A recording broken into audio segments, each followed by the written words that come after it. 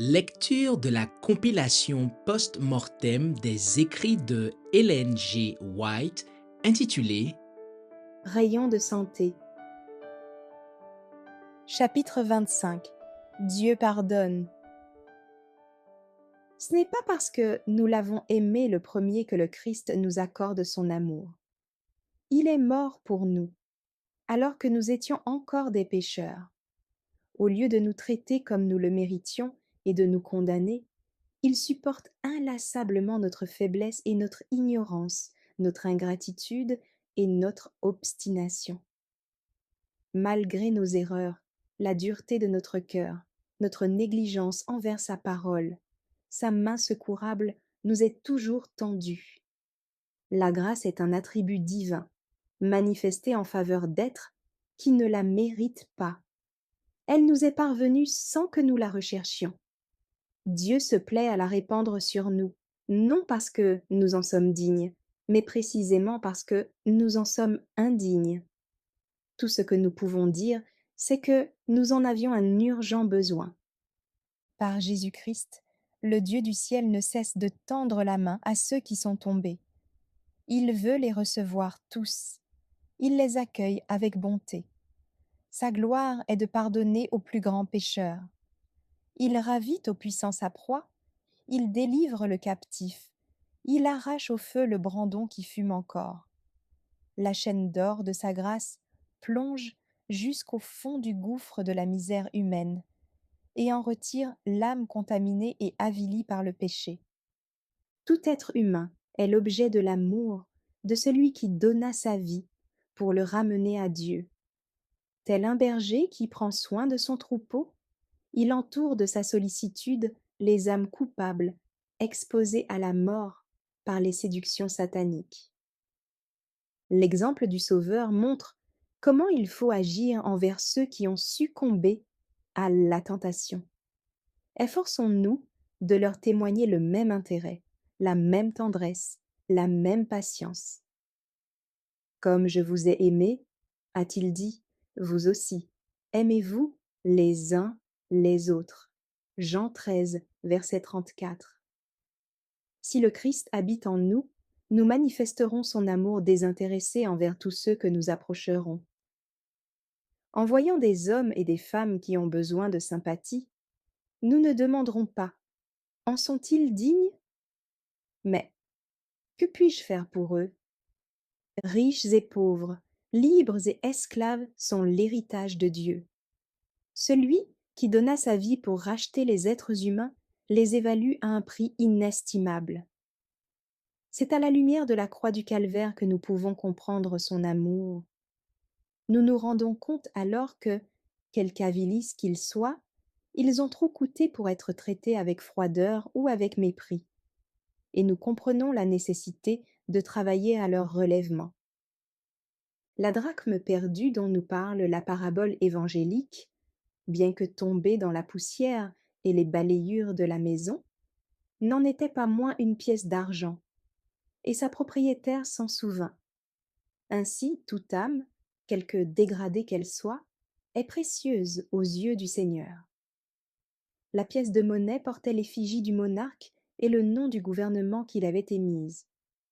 L'homme portait, lui aussi, lorsqu'il fut créé, l'image de Dieu. Bien que celle-ci ait été oblitérée par le péché, on en voit encore les traces.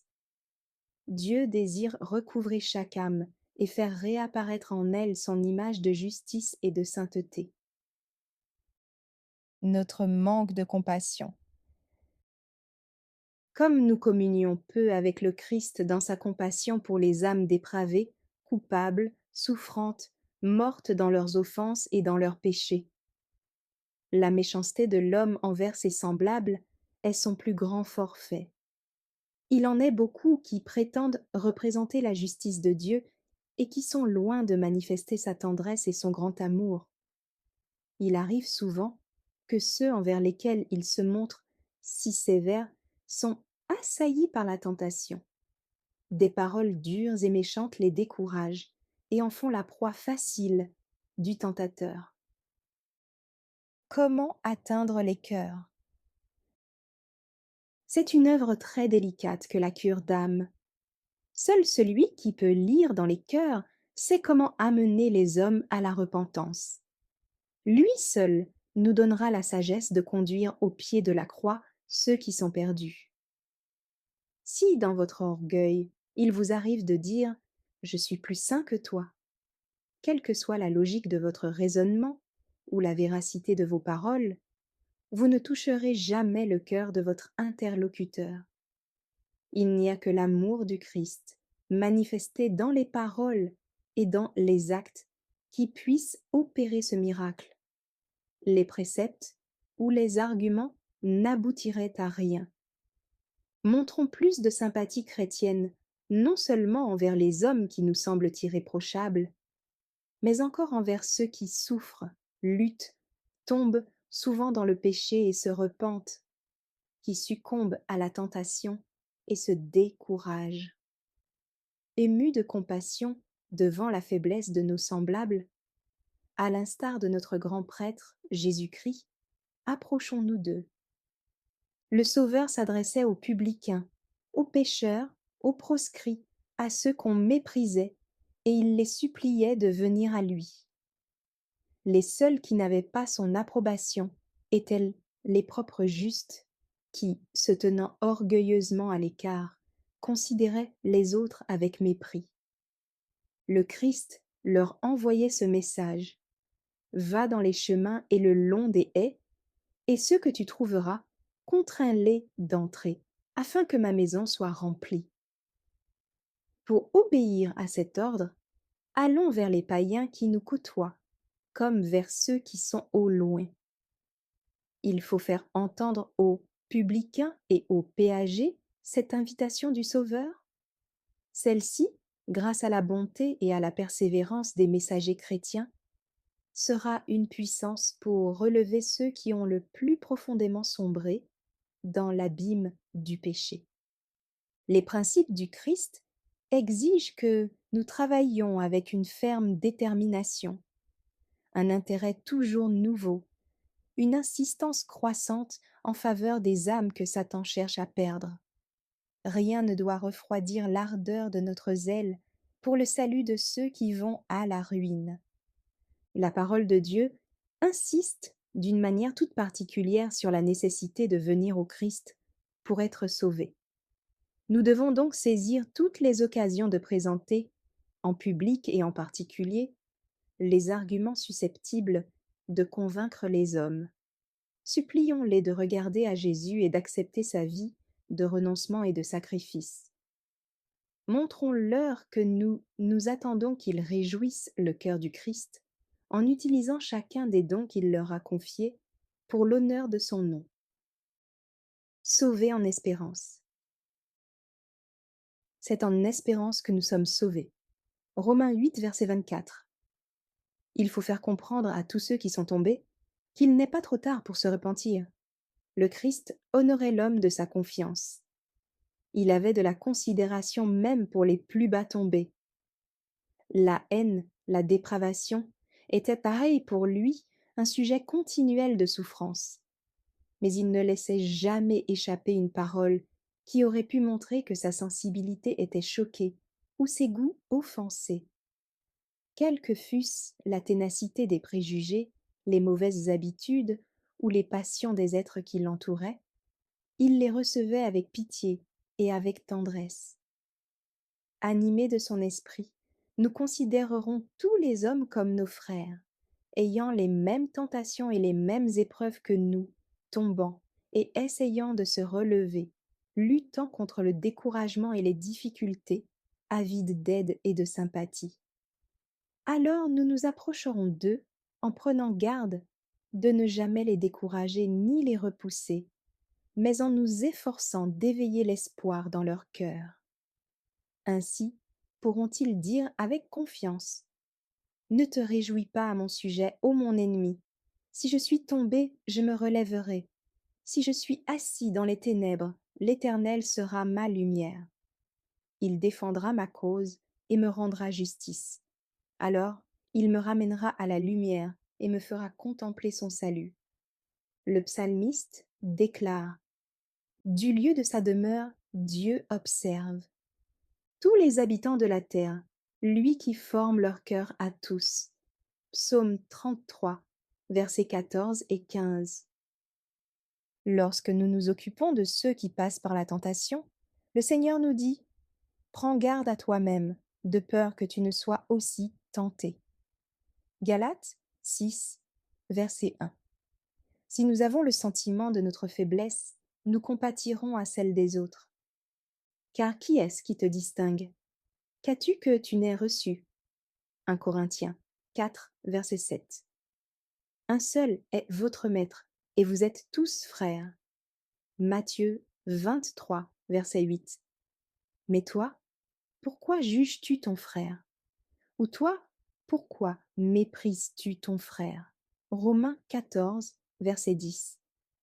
Ne nous jugeons donc plus les uns les autres, mais pensez plutôt à ne rien faire qui soit pour votre frère une pierre d'achoppement ou une occasion de chute. Romains 14, verset 13. La réprimande. Il est toujours humiliant d'être repris. Que nul n'ajoute encore à la répréhension l'amertume d'une censure inutile. Le blâme n'a jamais corrigé personne. Il a au contraire endurci bien des cœurs, en les empêchant de reconnaître la faute commise. Des dispositions affectueuses, une attitude aimable et bienveillante peuvent sauver le pécheur et couvrir une multitude de péchés. L'apôtre Paul jugeait nécessaire de censurer le mal, mais que de soins ne prenait-il pas pour montrer qu'il aimait les pécheurs? Avec quelle sollicitude il donnait les raisons de ses réprimandes. Il faisait comprendre à quel point il souffrait d'être contraint d'attrister. Il montrait de la confiance et de la sympathie à ceux qui luttaient pour obtenir la victoire. C'est dans une grande affliction, le cœur angoissé et avec beaucoup de larmes, dit-il aux chrétiens de Corinthe, que je vous ai écrit, non pas afin que vous fussiez attristés, mais afin que vous connussiez l'amour extrême que j'ai pour vous. 2 Corinthiens 2, verset 4. Quoique je vous ai attristé par ma lettre, je ne me repens pas. Et si je m'en suis repenti, je me réjouis à cette heure, non pas de ce que vous avez été attristés, mais de ce que votre tristesse vous a porté à la repentance. Et voici cette même tristesse selon Dieu. Quel empressement n'a-t-elle pas produit en vous? Quelle justification, quelle indignation, quelle crainte, quel désir ardent, quel zèle, quelle punition! Vous avez montré à tous égards que vous étiez purs dans cette affaire. C'est pourquoi nous avons été consolés. 2 Corinthiens 7, versets 8 à 1. Je me réjouis de pouvoir en toutes choses me confier en vous. 2 Corinthiens 7, verset 16. Je rends grâce à mon Dieu de tout le souvenir que je garde de vous, ne cessant, dans toutes mes prières pour vous tous, de manifester ma joie au sujet de la part que vous prenez à l'Évangile. Depuis le premier jour jusqu'à maintenant, je suis persuadée que celui qui a commencé en vous cette bonne œuvre la rendra parfaite pour le jour de Jésus-Christ. Il est juste que je pense ainsi de vous tous parce que je vous porte dans mon cœur. Philippiens 1 verset 3 à 7. C'est pourquoi, mes bien-aimés et très chers frères, vous qui êtes ma joie et ma couronne, demeurez ainsi fermes dans le Seigneur, mes bien-aimés. Philippiens 4 verset 1. Car maintenant nous vivons, puisque vous demeurez fermes dans le Seigneur. 1 Thessaloniciens 3 verset 8. S'adressant à ses frères en la foi, saint Paul les appelait les saints en Jésus-Christ. Mais ceux-ci n'étaient pas parfaits. Il s'agissait d'hommes et de femmes qui luttaient contre les tentations et qui étaient exposés à tomber. L'apôtre les guidait vers le Dieu de paix qui a ramené d'entre les morts le grand pasteur des brebis.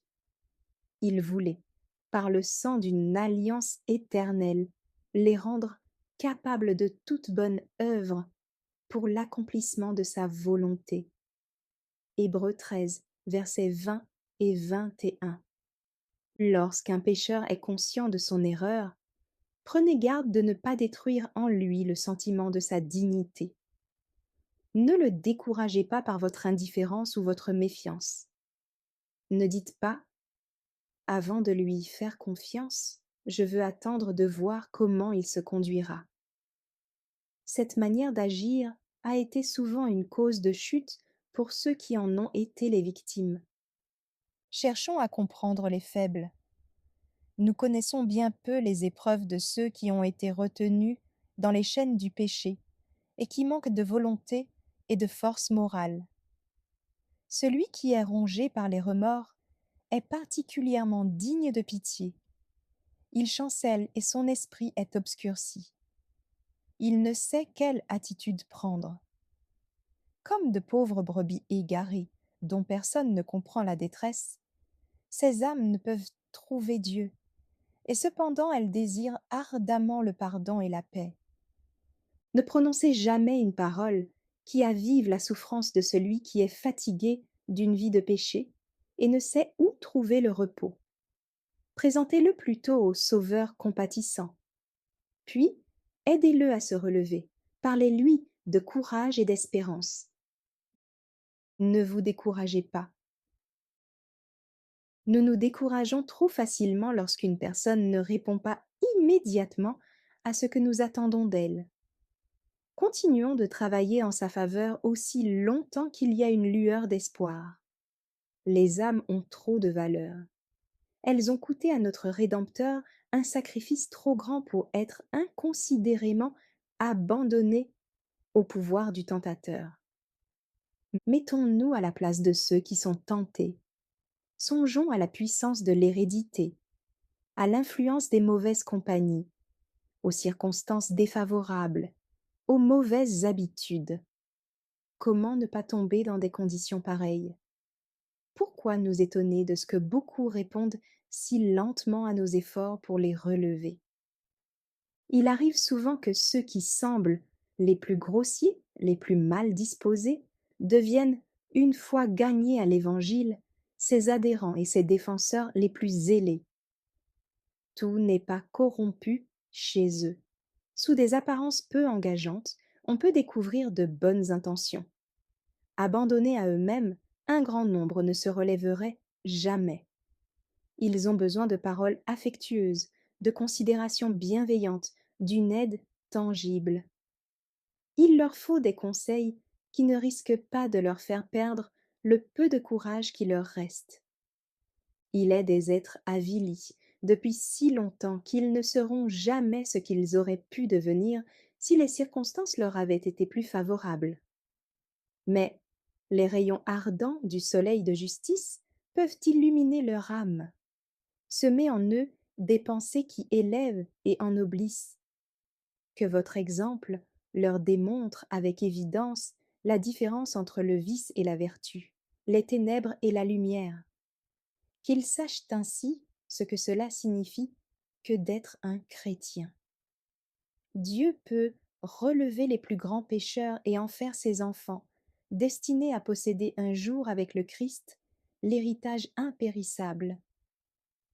Par un miracle de la grâce divine, la vie d'un grand nombre peut être transformée. Méprisés, abandonnés, découragés, ils deviendraient indifférents, stupides. Mais, sous l'influence du Saint-Esprit, cette hébétude qui paraît rendre leur relèvement si problématique disparaîtra, et ils s'éveilleront à une vie nouvelle. Ils seront libérés de l'esclavage du péché et du vice. Grâce à une foi agissante par l'amour, leur cœur sera purifié et leur esprit illuminé. Merci d'avoir écouté cette lecture. Si vous avez des questions ou des remarques sur le thème abordé, n'hésitez pas à les partager dans les commentaires et notre équipe ne manquera pas de les considérer. À bientôt sur lereste.org.